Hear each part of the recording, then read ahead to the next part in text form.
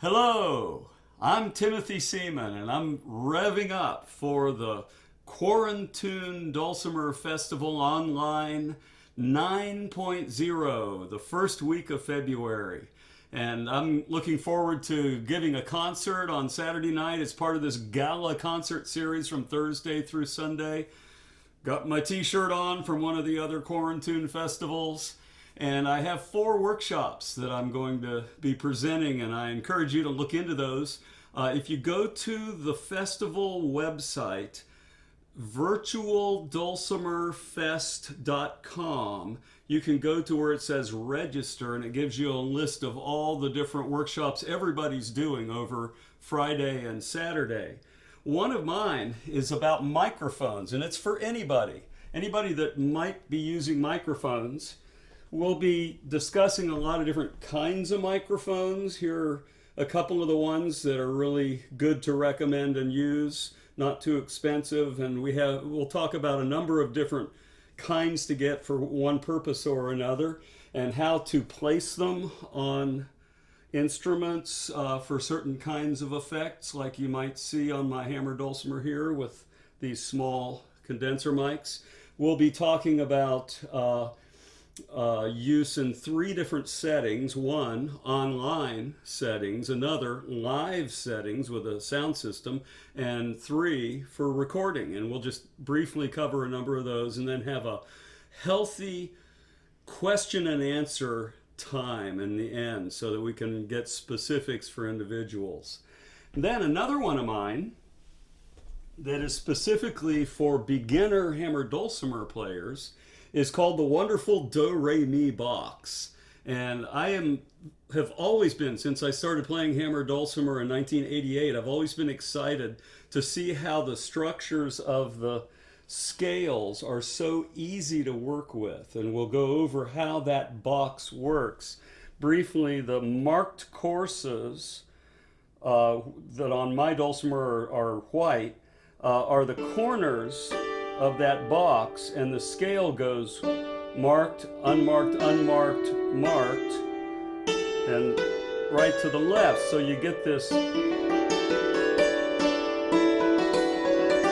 and all the scale things, all the chord things, all the melody things fit into that box once you get the feeling for how that works. A third session I'm going to be doing is on zigzags. And a lot of time people learn tunes, they learn arrangements, so forth, but I like just techniques of shapes on the dulcimer and how you move your dulcimer hammers to get these shapes. And the zigzag one is the most important one, I think, that we'll be talking about, but we'll talk about triangles and other kind of things too. But I'm not even thinking notes with the zigzags. It just goes like this, back and forth. One hammer is just dancing. The other hammer is just dancing on a couple other notes. Alternate them.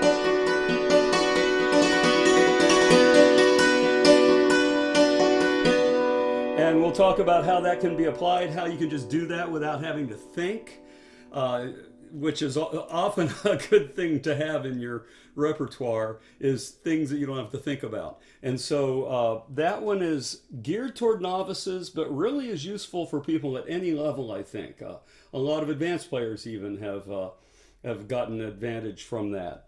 And the fourth one of my workshops I'll be doing is creative arranging.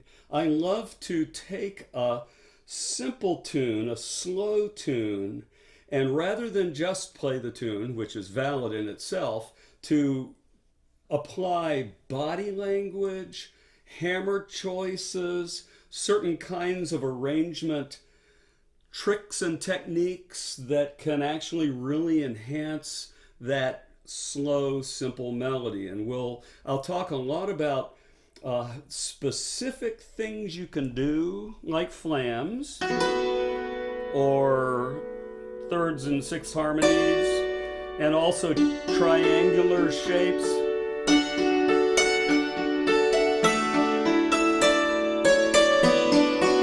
A lot of little things like using the suede side of the hammers more than the wood side, and drawing out resonances. And you'll notice in the title, drama and meaning. I love to make the music really sing and dance. So I invite you to look at those. The microphones are Friday, the third session. The Do Re Mi box is Saturday, the sixth session. The zigzags are Friday, the sixth session, and creative arranging is Saturday, the third session. And I'm looking forward to seeing whoever wants to come to the concerts, gala concerts, and whoever wants to come to the workshops. Blessings.